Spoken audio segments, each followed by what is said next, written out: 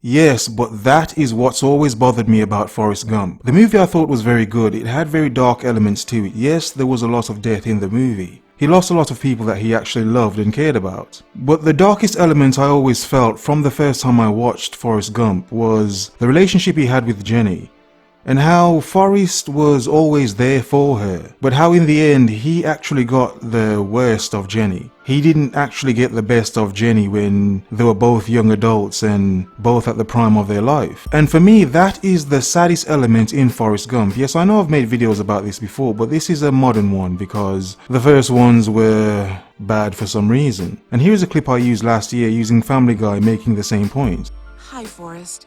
I know you just got back from Vietnam and you love me, but I'm gonna go run a train with this group of Black Panthers I just met. Okay, Jenny. Hi, Forrest. I know you came all this way to New York to visit me, but I'm gonna go do blow and have sex with a bunch of stockbrokers. Okay, Jenny. Hi, Forrest. Now that I have the most contagious and incurable disease known to mankind, I'll finally have pity sex with you. Okay, Jenny. And I'll mow the grass and raise the AIDS, baby. And how sad is that truly that he's there in the end by himself taking care of the child. After through most of his young life and even elements of his adult life he had been there for her. And in the end, yes, he got a child. Some would say he got the best out of her. But did he really? That I've always seen as the darkest element in Forrest Gump, and I wonder how many men have actually had that same experience in their life. Not exactly the same experience as Forrest Gump, but the experience of knowing a woman so much through their lives and have been there so much for her, but in the end she went off and chased so many other things that didn't actually end up better for her, and then in the end they came back to that man. And how that man basically got what was left of her. It's not in a sense of saying anything bad, it's a sense of think of how a man would see it in that aspect as well. And think of how some men would feel, and think of how men would see it as well. Some men would see it and feel like they have been in some ways taken for a fool because they had wanted her when she was in her prime, but she did not want them. But then it's the actual, let's say, gall, the cheek of it to then come back. And yes, many men, obviously, the desperation and the need and the want and for many men, the fear of being single, of course they will take upon a woman that has come back to them many, many years later. But it's the sad case of how for many men they see it as an insult.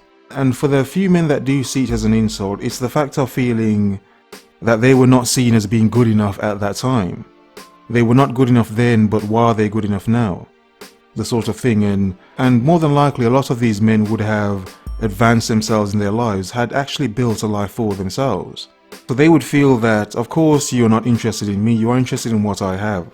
The fact I have built up myself so much, when before you saw me as not being anything great. You saw me as maybe being a nerd or boring or lame or not fun and edgy enough, or not having enough swag, whatever the numerous things a woman would say to a man, like the Forrest Gump situation. How in some sense you'd see that she'd pity him and not saying that she did not love him to some aspect, but it was more a sense of, for most of the time she saw him as a sort of a brother, or a sort of friend, a male friend.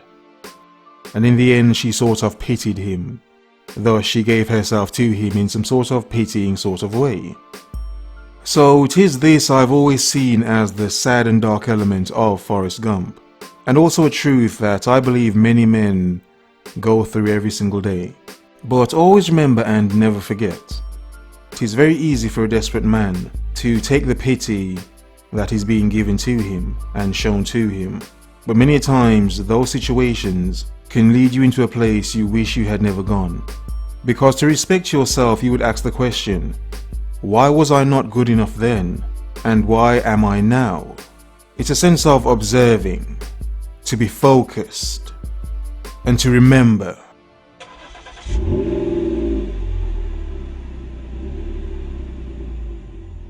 The world is yours. Have a nice day.